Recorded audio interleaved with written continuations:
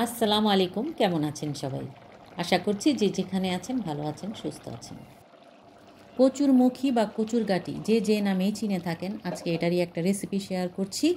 আশা করছি আপনাদের সবার কাছে ভালো লাগবে। তাছাড়া এটা আমাদের সবারই পরিচিত একটা খাবার, পরিচিত একটা রান্না আর সবার পছন্দেরও একটা খাবার।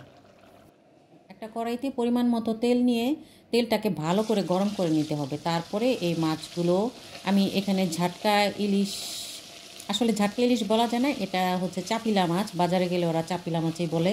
তো এখানে আছে 500 গ্রাম, আধা কেজির মতো। তো মাছটাকে ভালো করে ধুয়ে পরিষ্কার করে শুধু লবণ আর হলুদ দিয়ে মাছটাকে আমি ভেজে নেব।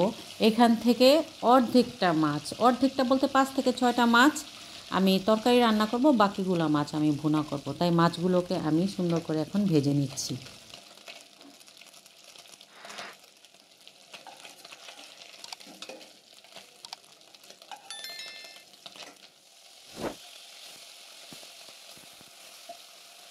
মাছ ভাজা শেষ। এখন কড়াইতে আরও একটু তেল নিলাম তরকারি রান্না করার জন্য।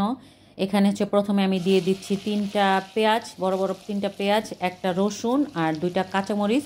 এগুলোকে আমি কাটি নাই, সবগুলোকে আমি থেতো করে নিয়েছি। হ্যাঁ, ইদানিং আমার এই থেতো করা পেঁয়াজ কাঁচামরিচ যাই বলেন সব কিছু আমি থেতো করে রান্না করি। আমার কাছে খুব ভালো লাগে। আমার কাছে মনে হয় যে তরকারির টেস্টটা আরও দ্বিগুণ বেড়ে যায়।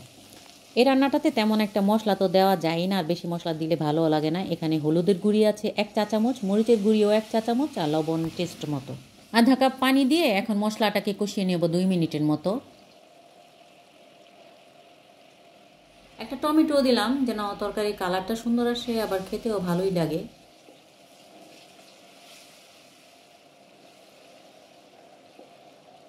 2 মিনিটের মতো মশলাটাকে ভালো করে কষিয়ে টমেটোটাকে সিদ্ধ করে নিতে হবে।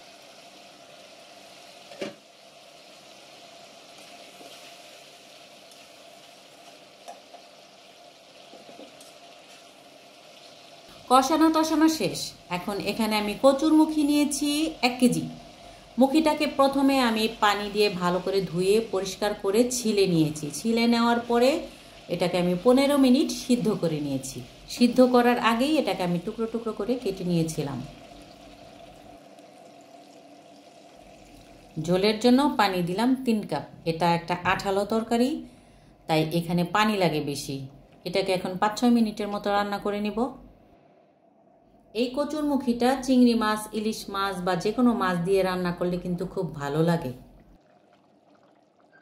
এটা কচুর গাঁটির সিজন কিনা জানি না, কিন্তু গাঁটিগুলা কিন্তু খুব সুন্দরভাবে গলে গেছে। এখন ভাজা মাছগুলো দিতে হবে।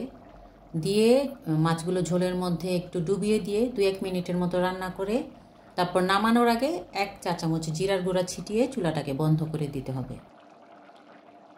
রান্নাটা কেমন লাগলো জানাবেন। আজকের মতো এখানেই বিদায় নিচ্ছি। সবাই ভালো থাকবেন। আল্লাহ হাফেজ।